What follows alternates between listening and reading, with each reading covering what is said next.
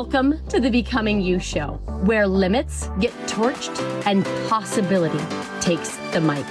I'm Leah Rowling, human in permanent beta, neurostrategist, mom to 3 amazing humans, married to 1 legendary soul, and your no fluff permission slip to stop waiting.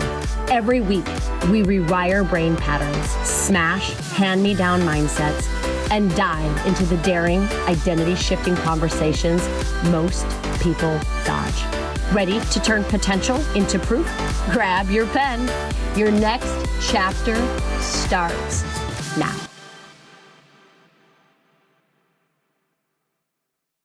Hello, my beautiful friends. How are you? Welcome back to the Becoming You Show. This is Leah Rowling, and today's show is what I hope to be one of those kind of soul reset conversations. It's not here to judge. It's here to, what I hope, illuminate, because with all self-awareness, that is the goal, right? Is to illuminate, to motivate, to invite ourselves into an opportunity to shift something that we perhaps didn't see.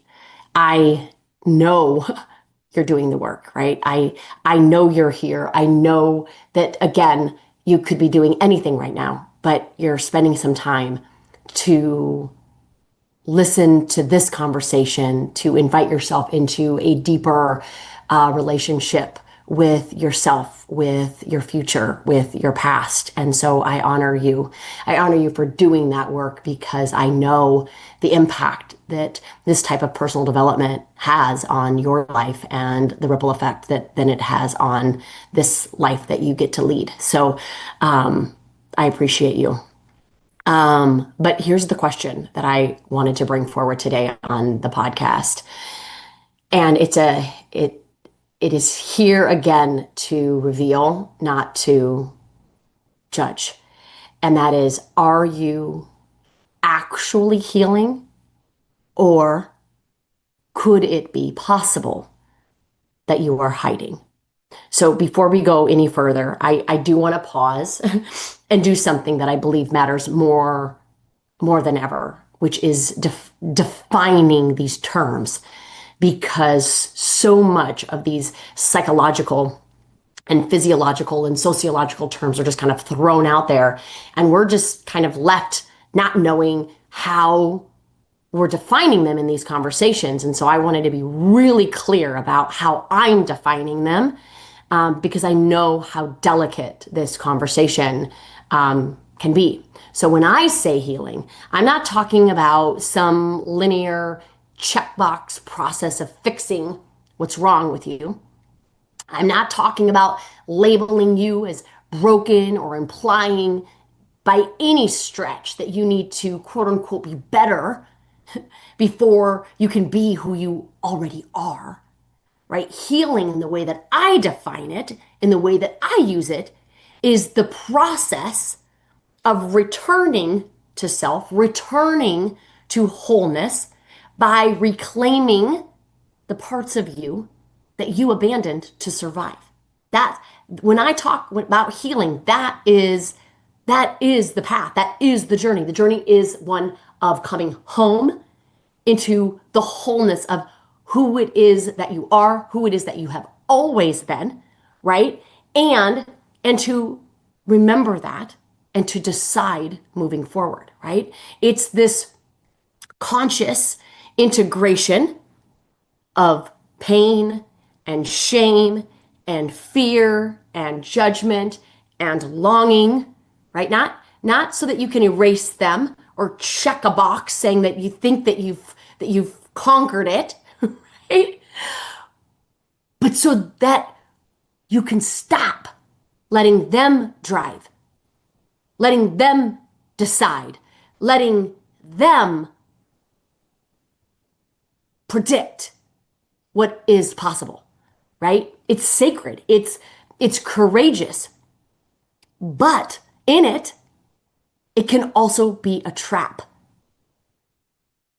Because when we don't define it for ourselves, right? It's what I'm always asking you guys to do. I think I did a podcast a couple of weeks ago on the thief of joy, not being comparison, but being our lack of defining what greatness means to us. And so then we steal everybody else's great, right? This is no different. I want you to define, what does healing mean? What does healing mean for you? Because I feel like when we don't have it defined for ourselves, it becomes a badge that we wear, right? Instead of a doorway that we walk through. It becomes a space to kind of linger in instead of move through. It becomes a delay tactic, right? Confused rather than a decision point. It also can become a label that justifies why we're not choosing more for ourselves. We think that, and I'm going to bring this conversation full circle, but we think that healing is required. Healing is required before the door opens. Healing is required before we can make a decision. Healing is required before we choose more for ourselves, before we begin to believe that more is possible. So this episode isn't here to discount healing. It's here to disrupt the way we relate to it and the way we define it. Because I see too many people using healing as the reason for not becoming. And if we're using healing as a reason for not becoming, for not choosing more, for not deciding more, for allowing other people's expectations to define us, etc., because of either our current abilities or what we've navigated in the past or what we still have yet to heal in order to not be broke anymore or to fix ourselves, right? If we're using healing as a reason for not becoming, it might not be healing anymore. It might be hiding. So let's go there, okay? So when I said it's sacred, it is. Healing is sacred. And I want to say that up front, right? Again, just to dismiss any efforts to maybe suggest that I'm not bringing forward compassion in this conversation, right? The compassion exists because I want you to not hide in the healing, okay? But just like anything that's sacred, it can be twisted, it can be misused. And sometimes, as I mentioned, we turn it into a hiding place. And when we do that, it becomes socially acceptable to procrastinate. It becomes the noblest form of self-sabotage and a disguise for avoidance altogether, right? All in the name of growth, right? We loop in therapy, we overprocess, we journal until pages bleed, right? We search for the why behind every feeling, waiting for the magic insight that will finally make us feel ready. And again, you know I love a good feeling evaluation. But how many times are we waiting for the answers for that feeling to actually move forward, to be ready? But readiness, by this definition, doesn't come from just reflecting. It doesn't come from just sitting in it, okay? And that is what I want to bring forward. You don't heal your way into becoming. You decide your way into becoming. And what if that is what heals you? I want to say that again, okay? You don't need more healing to become who you are. You need more decision, right? So as I mentioned, we think at some level, not obviously consciously, but subconsciously, we think that once we've processed our trauma, once we've forgiven our parents, once we've healed our inner child, once we've regulated our nervous system, right? Once we've stopped getting triggered, then we'll be ready. Then we can lead, then we can step in, then we can build the dream team, then we can live the purpose, walk in the room with power, have the confidence, have the courage. But that day never comes because healing isn't a finish line. It's a relationship. It's a rhythm. It's a remembering. Healing is not what makes you whole. It's what reminds you that you already are. And that's the part that I really want us to kind of anchor to today. Because wherever you carry judgment, wherever you carry avoidance, wherever you carry what I like to call like unmet expectation, right? There's something deeper asking to be seen. And the reason why I'm bringing all this up is this is the healing journey. It's part of living. Too many people wait to live until they've healed. So what if healing was part of the living? And in that, you get to create massive amounts of awareness around some of these ideas, right? Where you judge, there's an invitation. Always. Where you avoid, there's probably, scratch that, there is a wound asking you for your presence. Where you expect, there's often a part of you still questioning your own enoughness.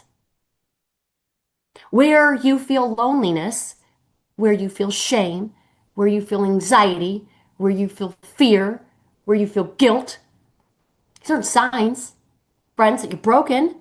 These are clues pointing to the parts of you still longing for attention, right? Waiting to feel ready to do any of that work is hiding.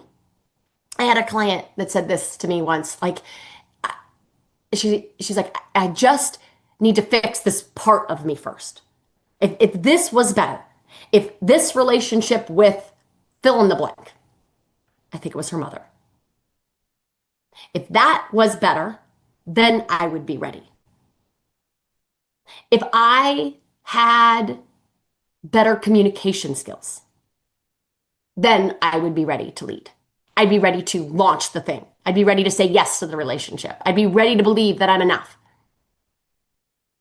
So many of us, this client included, myself included, we carry this belief that we have to have healed ourselves before we can be fully seen.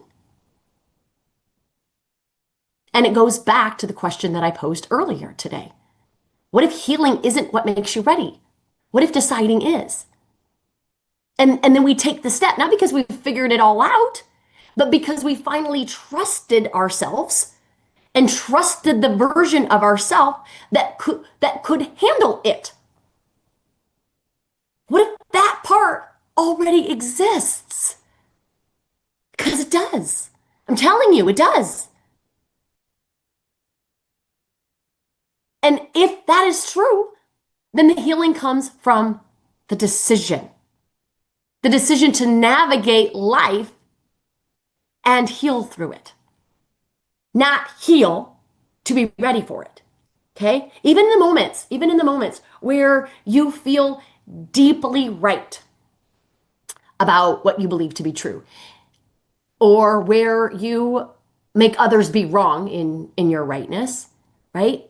These two can be old protectors. Okay, not villains, just strategies. Just strategies trying to keep you safe from misunderstanding, safe from disappointment, safe from the vulnerability of surrendering control.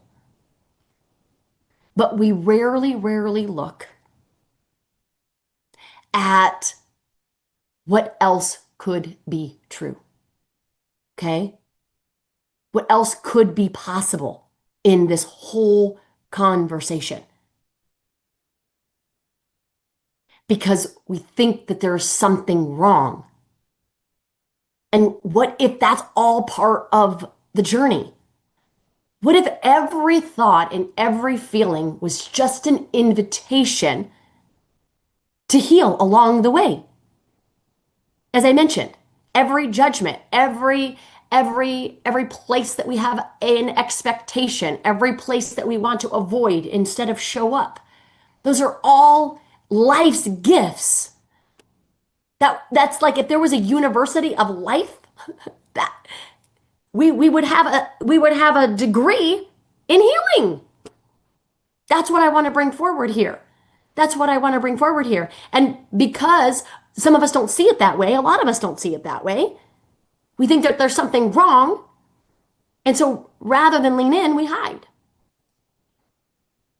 So if we go back to this idea that what if life is the curriculum? What if we're all in this university of life, all getting certified in healing into consciousness, then they would all be gifts. All of these opportunities would be gifts, right? If if we look at where we should on one another, right? This is one of my favorite places to go to because it's prevalent, right? Where do we think things should be a certain way and where do we believe that things shouldn't be a certain way? It's fascinating, okay? And I've said this on many a podcasts, but that is where you will find your judgment. That is where a good chunk of our healing can begin, okay? Because most of us, and when I ask this in workshops and on stages, when I say, when life happens, when life goes the way that we think it should, most people believe by show of hands that life is good. And when it doesn't go the way that we think it should, it is bad. Okay? We attach morality to these outcomes. We equate right, meaning things are going the way they should, with safety. And then we equate wrong, like not going the way that it should, with threat. And so we build our entire identities around forcing life to align with that inner blueprint, right? When things go right, we feel aligned, validated, safe. When things go wrong, we panic, spiral, try to control and fix it. And we never stop to ask, says who?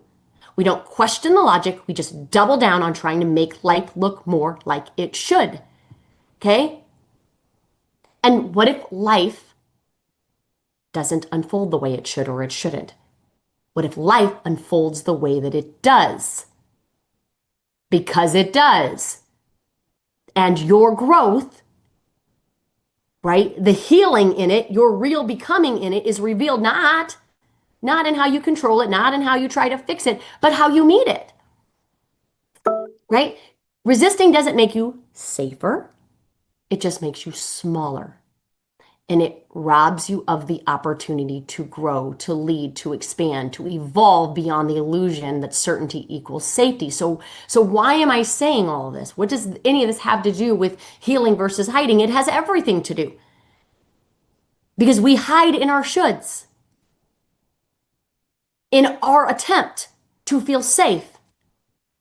And it's an aspect of the coaching that, in addition to avoidance, procrastination, safety, identities, all of that, that is part of the journey, that is part of this curriculum that is life. And I want us all to be certified in it. Well, I want us all to have degrees. I want us all to take our life seriously, right? So that we can be an example of what's possible for other people. But when we handicap ourselves with these shoulds, and resist what is, we make it impossible for ourselves to heal. And then we act all confused about what's happening. And the only thing that's happening is we're hiding. We're actually not healing. We're not embracing. We're not allowing life to be revealed to us for our own growth. Right? So there is deeper work in this healing. There is a gap where that work happens, and it's the space between pain and power. And most of us wait to cross it, right? Until the pain goes away, until we feel healed. But that's the illusion. That's the illusion. The only thing that bridges that gap, right, between pain and power is who do I choose to be now before the pain is gone? What version of me is already capable of healing this? And there is a version of you that is capable of healing this. But it won't be illuminated as long as we try to double down on the way we think life should be. Or we double down on the way that we think life shouldn't be. That is where we hide. That is where we create blind spots for our own growth, right? And so, who do I choose to be now before the pain is gone? What version of me is already capable of healing this? These aren't just like questions to bring a level of awareness to you all today. These are decisions. These are decisions that you get to choose right now ahead of time. And I would love it if you did that for yourself. That is a gift. That's where you actually begin to embrace and allow for the healing instead of continuing to hide. Because when you decide who you choose to be now, and when you decide what version of you is already capable, the collapse of waiting is gone, right? Because they become decisions. They become the bridge between who you are and who you're becoming in the healing journey. Okay? They restore your authority. They restore your infinite power and wisdom to be able to know that you can handle anything. So, to bring this forward, to close this out, some of the questions that you might ask yourself as you think through, wow, am I healing or am I hiding? Would be, where are you waiting to feel confident before you show up? Where are you waiting? Where do you believe that you need another certification? Where do you believe that you need this to happen or that to happen or this to be fixed or that to be, this relationship to be repaired or better communication skills for this or that or whatever, right? Where are you waiting to feel confident before you show up? Where are you waiting to feel worthy before you receive? Where are you waiting to feel ready before acting? And friends, I have felt all of these. Most of the conversations I bring are because I've navigated them for myself. I waited to feel confident by way of multiple certifications before I decided that maybe I should just try coaching already. Waiting to, with books and books on purpose and worthiness and in hopes that I would find it in a book instead of just deciding it and claiming it and being committed to honoring it for myself. And being ready before acting will slow you down more than anything. Do it not ready. Do it not ready. Do it scared, right? Because when we wait for confidence and worthiness and readiness before we do anything, when we wait, healing becomes a holding pattern. And we stay there because it feels familiar, it feels safe, and it feels like we're doing something, but safety is not the same as growth. Comfort is not the same as progress, right? And what it'll sound like to you when you hear it in your head is, once I understand where this came from, then, once I clear this energy, then, once I stop feeling this fear, then, once I've repaired this relationship, then, once I'm able to forgive, then. And friend, that fear might not go away. That shame might not fully dissolve. That wound might not completely close, and still you can move. That version of you that is capable of healing what hurts, it's there already. You just haven't stepped into it yet. So, identity doesn't come from healing, right? It doesn't come after healing. It leads the healing. You don't become more of yourself after the work is done. You become yourself in the middle of it. That's where your power lives. That's where change begins. That's where leadership is born, right? In the space between what needs to be healed and the decision to become someone capable of healing it. There is a choice, and that choice is everything. The space is not a void, it's a doorway. And on the other side is a version of you that doesn't need to be fixed, just claimed, right? So thank you. Thank you for being brave enough to hear this today. If this resonated, send it to someone who might needs to be reminded of their power, right? Their power doesn't exist in lieu of healing, right? Healing is where they find their power, right? So I appreciate all of you. I appreciate your courage. I appreciate you receiving and sharing this conversation, however it might serve you. And I can't wait to see you the next time on the Becoming You show. Have a beautiful day, everybody. Take care. Bye-bye. If this episode cracked something open, good. Let it. And then head to leahrollingcoaching.com and grab the tools to rewire the story and reclaim your future. It is yours. And then share this with someone who's still waiting to be chosen, still waiting for permission, and remind them they don't need a breakthrough, that they are the breakthrough. Until next time, my beautiful friends, invest in you and keep becoming.